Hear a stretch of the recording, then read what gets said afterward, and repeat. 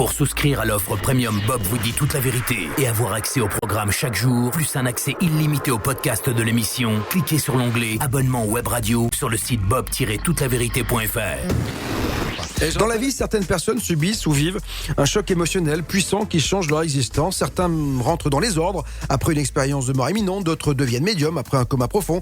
Quant à mon invité, sa vie a été perturbée après une rencontre du troisième type. Cette invitée, c'est Janine Lajeunesse. Bonsoir Janine. Oui, bonsoir. Ravi de vous accueillir. Vous êtes auteure de la danse biotique et de la danse des chakras. Vous êtes aussi la créatrice du yoga dance. Je connaissais la soca dance, maintenant il y a la yoga dance, de la danse et de la gym biotique et de l'ostéophonie. C'est quoi l'ostéophonie? L'ostéophonie, c'est faire ressortir l'orthofréquence de la personne par le son. D'accord. Et ça se passe bien? Ça se passe très bien. Bon, alors vous allez nous raconter votre rencontre du troisième type. C'est pas commun, c'est pas simple. C'est-à-dire qu'on fait de la radio, donc on explique quand même que vous avez eu cette rencontre il y a très longtemps. Vous avez mis du temps à en parler. Et à un moment donné, vous êtes dit c'est bon, je suis prête à parler de tout cela. Oui, puisque maintenant tout le monde parle de ce qui s'est passé dans son passé. C'est assez tendance. Donc, vu mon âge, eh bien, je peux parler de ce qui s'est passé il y a 60 ans. Alors, comment ça s'est passé? Vous étiez une petite fille? Petite fille. Voilà. Et alors, on a envie de savoir, il y a 60 ans, est-ce que d'abord les souvenirs sont toujours aussi présents? Oui. Ouais. C'est une image qui ne s'en va pas. C'est une image qui reste coincée dans un coin de son cerveau. Ouais. Et ça paraît toujours bizarre de voir que j'ai pu assister à un spectacle aussi grandiose et aussi, je ne dirais pas perturbant. Parce que quand on est petit, on est prêt à tout voir, à tout entendre. On n'est pas dans le jugement. On n'est pas dans le jugement, on constate. Ouais. Point. Sauf que après ce constat, entre papa et maman, ils m'ont dit bon ben tu n'en parles pas. D'accord. Alors on va aller au début de l'histoire. Racontez-nous, ça se passe où? C'est quoi? C'est un dimanche, un lundi en promenade? Qu'est-ce qui se passe? C'est un soir. C'est un soir. C'est un soir après le dîner. Il n'y avait pas la télévision à la maison à l'époque, donc on montait faire la petite promenade du soir pour digérer. Et on montait sur la colline un petit peu plus haut de là où habitaient mes parents.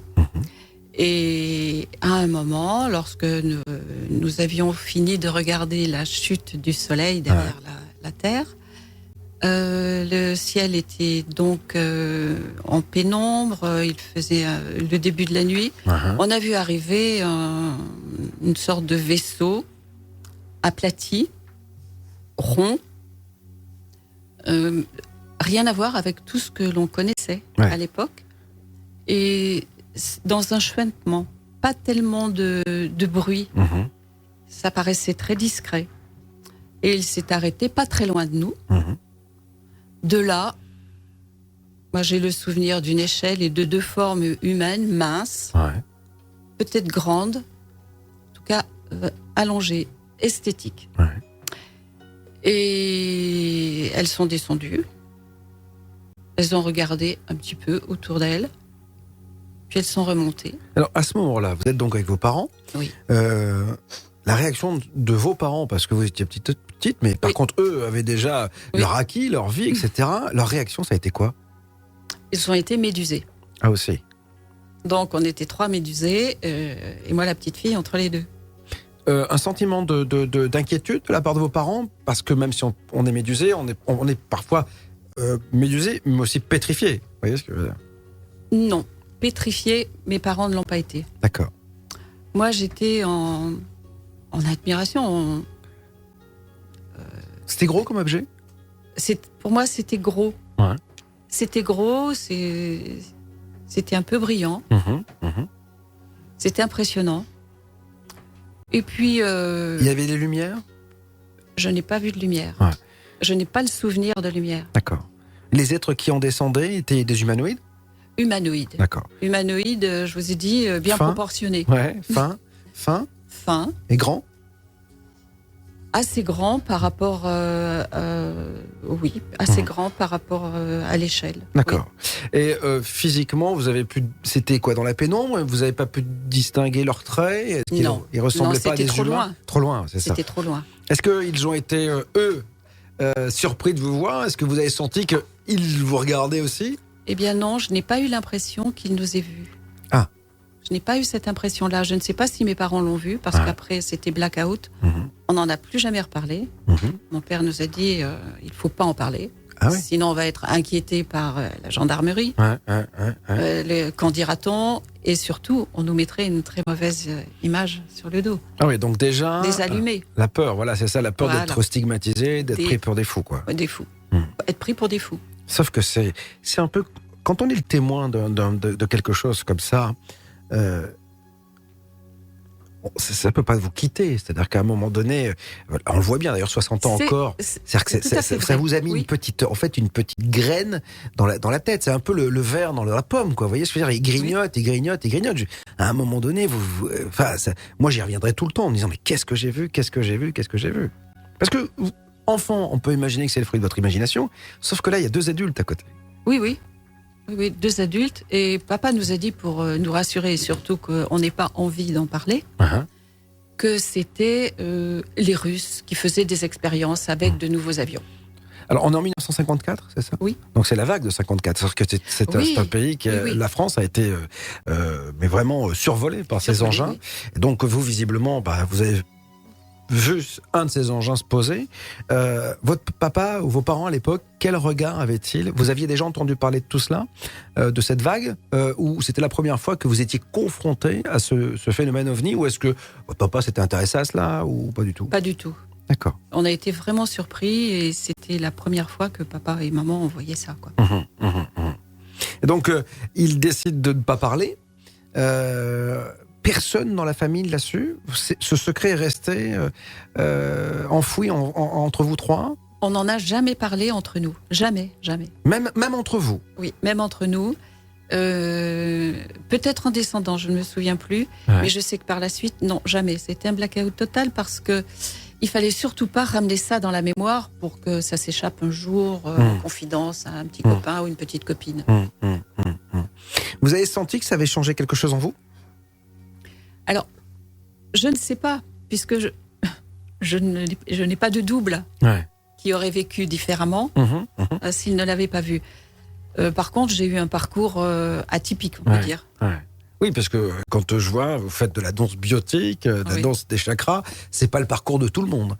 Donc, est-ce que vous avez une élévation peut-être spirituelle, c'est pas du tout religieux, je veux dire vraiment spirituelle, etc. Peut-être dû à ça. Est-ce que ça vous a pas... Vos parents faisaient quoi d'ailleurs? Pas du tout dans la spiritualité, dans le rationnel? Tout. Mon père était d'origine du terroir, et puis maman était couturière, artiste. Quoi. Oui, un terrien. Maman était une couturière de mode, mais des gens sensés. D'accord. Ils étaient musiciens et poètes un peu. D'accord, ils avaient une petite âme artiste, et c'est tout. C'était des gens qui avaient les pieds sur terre.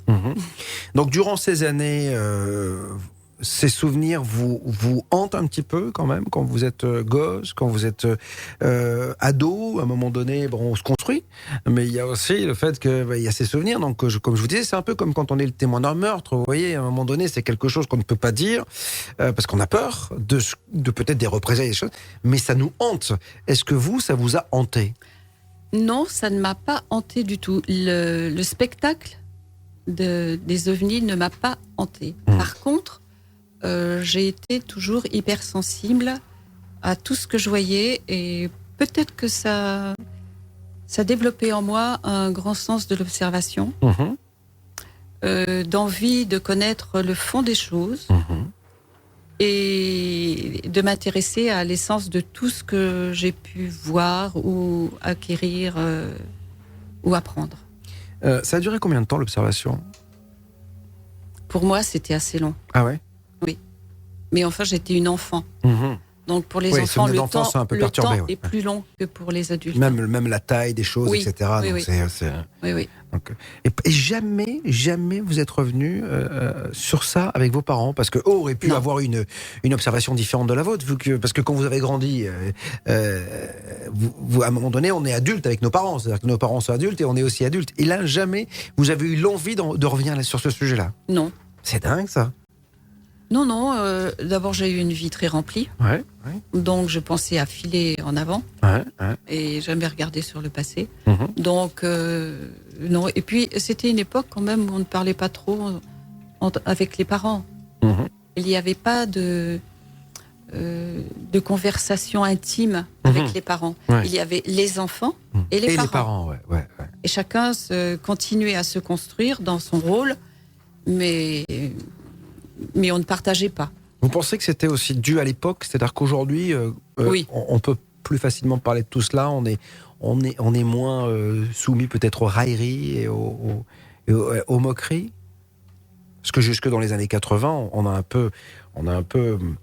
peu moqué de tout. Je me souviens des émissions de télé, où dès qu'il y avait un ufologue, quelqu'un qui parlait d'ovnis, etc., on le montrait du doigt, on se disait, ça les petits hommes verts, etc.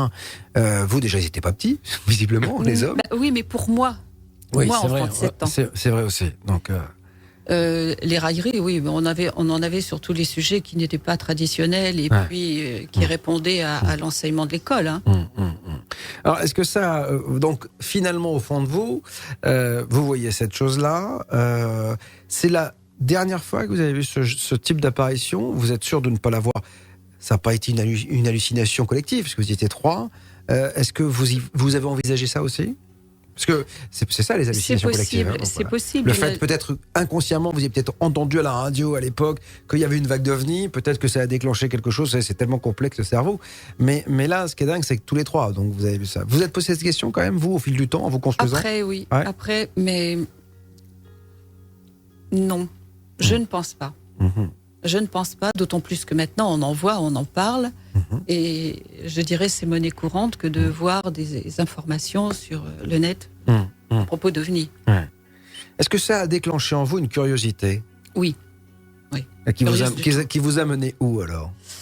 Qui m'a amené sur les bords du Gange, qui m'a amené, disons, à connaître surtout le fond de toutes ces disciplines orientales. L'essence de ces disciplines. Donc, en fait, de cet événement, ça vous a emmené là où vous êtes aujourd'hui? Je pense, parce que après, je me souviens, lorsque j'étais ado, à l'école, les cours d'histoire ne m'intéressaient pas. Ouais. Parce que pour moi, il y avait l'histoire qu'on nous racontait et l'histoire qui avait pu exister. Du fait, je pense, d'avoir vu cet ovni. Et puis de ne pas devoir en parler parce que sinon j'aurais été anormale. Donc je me suis intéressée à tout ce qui était l'essence des choses. Est-ce qu'au fond de vous n'avez pas épousé une situation entre guillemets anormale par rapport à ce que l'on vit aujourd'hui dans le métro boulot dodo, pour justement pouvoir mieux appréhender la situation que vous aviez vécue jeune, qui était anormale également, en vous disant de toute façon ça fait partie de mon univers? Peut-être que c'est pour ça que je suis sortie des rails très tôt et que la vie m'a fait